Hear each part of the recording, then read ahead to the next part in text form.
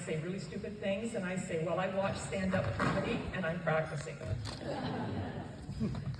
Anyways, I do believe most of you have a sense of what we do in Haiti.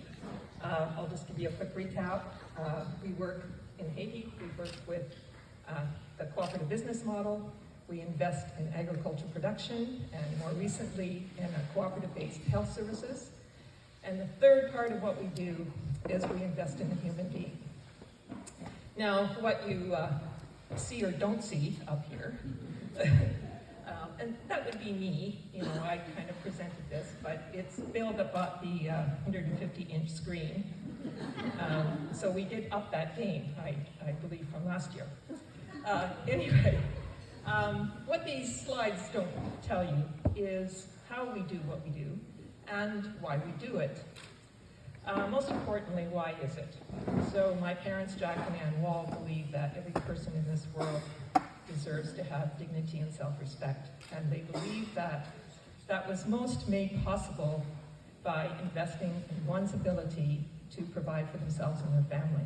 And I think everyone in this room gets that. However, in a country like Haiti, that kind of ability to provide is often extremely undermined. Haiti sells its poverty, and keeping people poor and illiterate is how people have made money in this world. And Haiti is a classic case of that.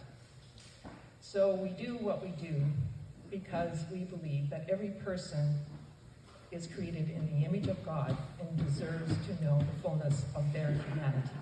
And that is why we do what we do. Now, how we do it is a little more difficult to explain, but the best way, I suppose, to explain it is how people are affected by what we do.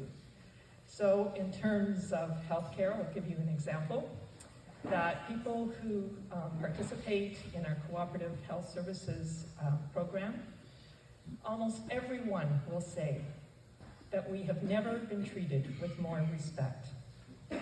And you may think that's not extraordinary, but in a country like Haiti, it is. We work with peasants and we work in rural communities.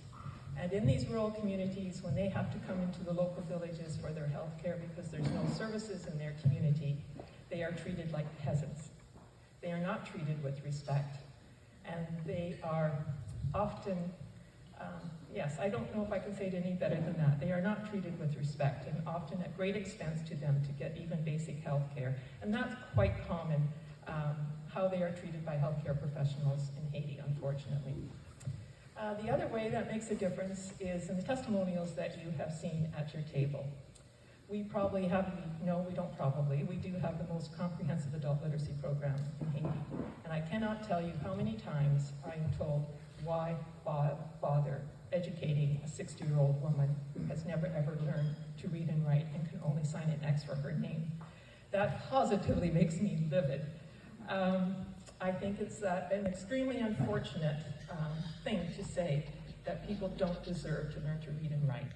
Because when you don't have that ability, your whole sense of self-esteem and who you are is greatly diminished. And that is the greater part of Haiti. So if you didn't read those testimonials, please do. It is very significant to them that they often describe their illiteracy as being in darkness. And that when they have this great, great gift of literacy, that they have light. The other thing that I think is a testament to why and how we are is this thing we call accountability.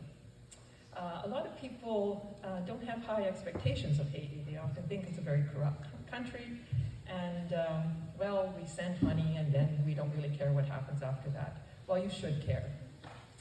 And I want to say this year, at the initiative of my sister Ruth, who's country director of FIDA-USA, that we have our platinum level of transparency, which is the highest level of transparency a charity can achieve.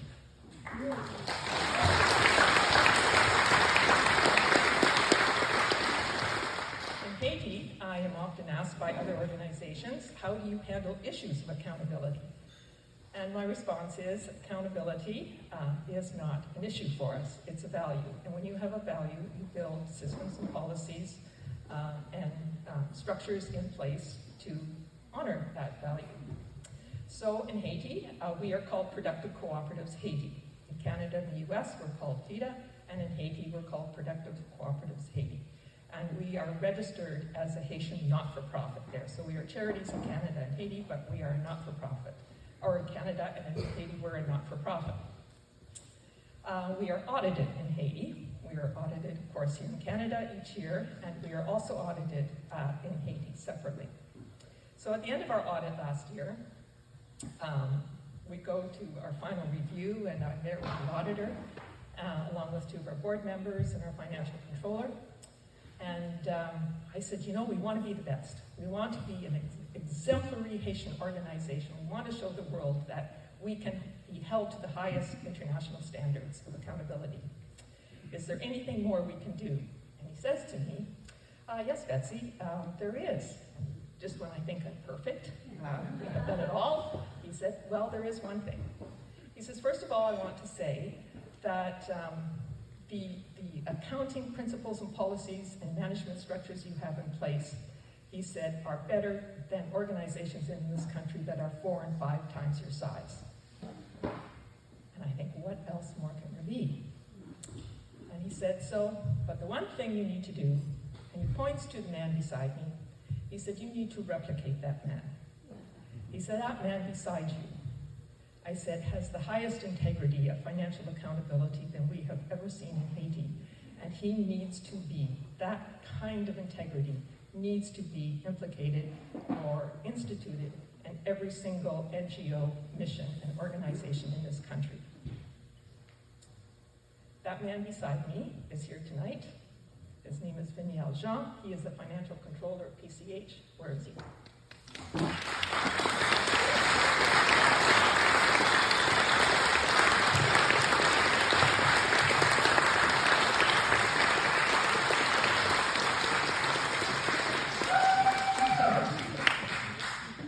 Now, I am the second of 4 generations who have been introduced to Haiti by my parents.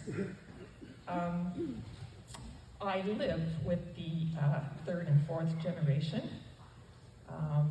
They kind of think they are in training for elder care. That's my funny line. My son says to me, you know, I can't really say I live with my mother. I said, oh, just say you're managing a senior citizen's residence. Anyway, so I spend a lot of time with them and my granddaughter. And we try to spend time together. She often likes to spend less time with me, but Thursday nights, this past couple of months, we were watching The Summer I Turned Pretty. Some of you have probably been watching it. Well, this was not the summer I turned pretty. This was the summer I turned 70, which was definitely not pretty. And wherever you sit, whatever side of that number you sit on, you know it can be fraught with some level of anxiety, depression. What have I really accomplished? What am I really going to do with the last third of my life? People then say to me, well, Betsy, it's just a number. And I say, yes, but it's going nowhere but up. So anyway, around this time I was listening to CBC Radio, and they were interviewing a former feminist. Maybe she still is a feminist, I don't know. I guess she shall remain nameless, but what the heck, it was Judy Revick. And nobody really knows her here, does they? Judy Revick from the 60s. Anyway, they were interviewing her and asking her about, 5 things that she learned, 5 things that she came to value, in her time as a feminist. And even though I was in the car, I thought I'm going to sit on the edge of my seat for this one and see what Judy has to say. And after I listened to the 5, I thought, Judy, like, you could have done better than that. Like, it was greatly underwhelming. So I thought, well, I'm going to one-up this, and I'm going to go and write down 5 things that I think that I learned. I won't give them all 5 to you here because I had to cut 5 minutes for Joe's jokes. So I will just give you the second one. And the second one that I valued was never, ever underestimate the effect or influence you have on people. Whether you think you are somebody or nobody or you're anybody, you affect people. You affect people by what you do, and you affect people by what you don't do. You affect people by what you say, and you affect people by what you don't say. Every one of you in this room is here because somebody influenced you, somebody affected you. And there's a whole lot more of you here that are here because those people influenced you and affected you. You can affect, we tend to think that we affect people that we know, but we don't. We also affect people that we don't know. And today, because of the fact you bought a ticket, because you bought a raffle ticket, a 50-50 draw, because you bought, you're gonna bid really high on these auction items, you have affected people that you don't know, and I'm here on their behalf. So, as we say in Creole, we say, "Campe fin, pas laguer." It means stand firm to that, and don't let go. Thank you.